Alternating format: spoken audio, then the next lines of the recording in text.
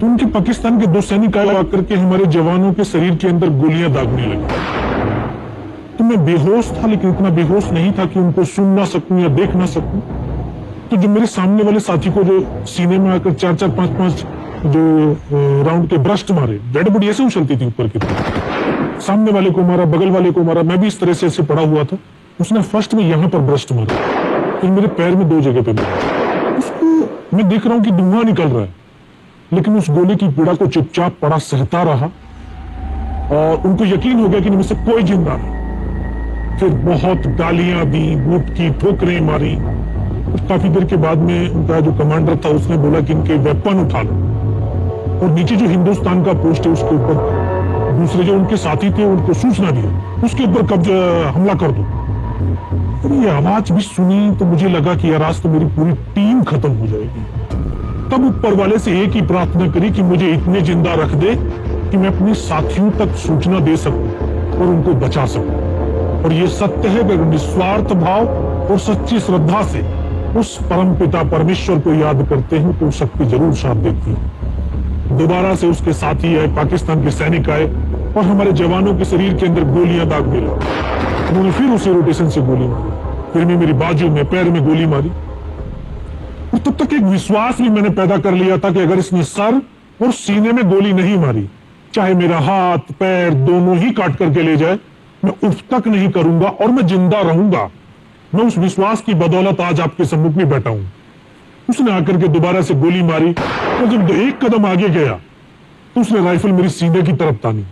तब मुझे लगा यार अब नहीं बचूंगा, लेकिन कहते हैं कि जाको राकेश साइयां मार सके ना कोई। और ये इस देश को हम भारत माँ बोलते हैं। जब तो बच्चे थे एहसास नहीं था, आज पता चलता है इसको माँ क्यों बोलते हैं, क्योंकि ये भारत माँ जैसा दायित्व और कर्तव्य का निर्वाह भी करती है।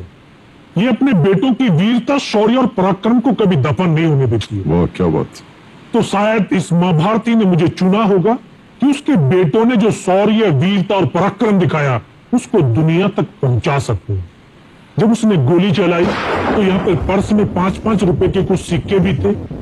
जब गोली जाकर के सिक्कों पे टकराई तो मुझे भी आभास हुआ कि तो मर गया हूं। पाकिस्तान का दूसरा सैनिक आया, उसने आकर के मेरा AK-47 उठाया और वापस मुड़ा तो उसका पैर मेरे पैर से टकराया हो। तब मुझे लगा कि यार मैं तो जिंदा हूं। तब मेरे पास एक हैंडग्रेड था, मैंने उसको पिन निकाली और उसको ऊपर से फेंका तो कोट के अंदर हुड लगे हुए, हुड के अंदर वो गिरा।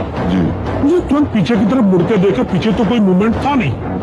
तो जब तक वो ग्रेनेड को निकाल पाता ग्रेनेड फट गया, यहां से उसका पूरा सर उड़ा और वो हमारे ऊपर आकर के गिरा। कि पाकिस्तान के दूसरे सैनिक में खलबली मची कि इनमें से कुछ जिंदा है, कुछ बोले जिंदा नहीं, नीचे से रिइंफोर्समेंट आ गई। तो उनमें खलबली मची। मेरा पास वही एक मौका था, मैंने दोनों हाथों से उसकी राइफल को उठाने की कोशिश करी, ये हाथ हिला नहीं। एक हाथ से राइफल उठाई, वहां से ब्रस्ट फायरिंग किया, 4-5 पाकिस्तानी सैनिकों को मौत की नींद सुला दी। फिर बाएं हाथ से पलटा खाया, दूसरे पत्थर से 3-4 जगह से फायरिंग किया। तो जो उनका मोमेंटम था, जो हौसले थे, प्रस्त हो चुके थे, वो भाग खड़े। 2-3 मीटर गया, जाके देखता हूं सामने उनके लंगर चल रहे, उनका लिविंग टेंट बना हुआ, उनके जो हैवी वेपन का डिप्लॉयमेंट था वो सब कुछ वहां पे लगा हुआ। उस समय जहन के अंदर एक ही पागलपन था, अपने साथियों को बचाना। फिर मैं वापस धीरे धीरे रेंगता हुआ अपने साथियों तक आया। फिर मुझे लगा कि इनमें से हो सकता है मेरी तरह कोई साथी होगा, जिंदा होगा। उनको देखा, किसी का सर फटा हुआ था, किसी के फेफड़े निकले हुए थे। बहुत देर बैठकर रोया भी, फिर अपने आप को संभाला। चारों तरफ बर्फ ही बर्फ, पहाड़ी पहाड़। यह भी पता नहीं कि हिंदुस्तान किधर है, पाकिस्तान किधर है।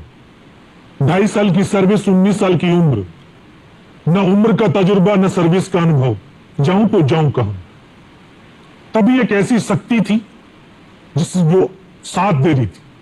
जब इसी शक्ति का आवाज हुआ, उसकी आवाज का आभास हुआ कि बेटा इस नाले से नीचे लुढ़क जा। मैं बहुत 500 मीटर लगभग नीचे रोल करता हुआ आया और अपने साथियों जो नहीं चढ़ पा रहे थे दुश्मन की भारी फायरिंग की वजह से, वहां तक पहुंचा। फिर उन्होंने मुझे पकड़ा, वो फर्स्ट एड दिया।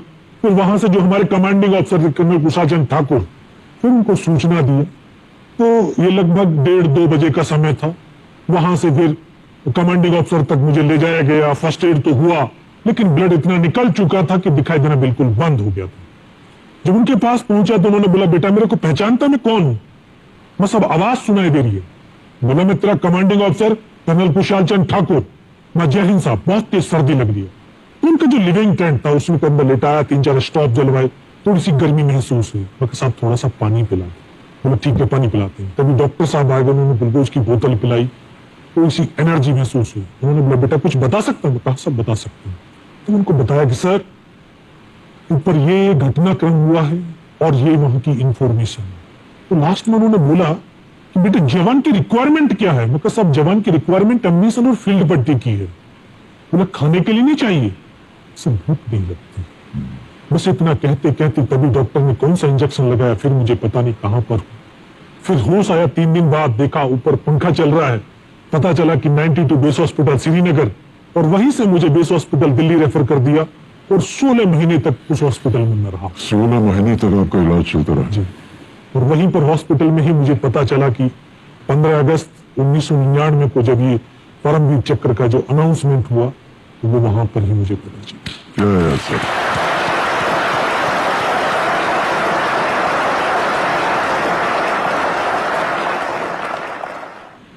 तो हमको यकीन नहीं होता कि कोई भी इंसान जब ऐसी परिस्थितियों से गुजरता है तो उसका बयान कैसे कर सकता है। लेकिन ये आपने अपनी बहादुरी का एक परचम जो है वो फैला दिया है। 15-15 गोलियां आपने खाई हुई अपने शरीर में, और सोच रहे हैं आप केवल देश के बारे में, सर देशभक्ति के बारे में। सैनिक के लिए सैनिक इंपॉर्टेंट नहीं है, उसका राष्ट्र इंपॉर्टेंट है। वो रहे ना रहे, लेकिन उसका राष्ट्र रहना चाहिए।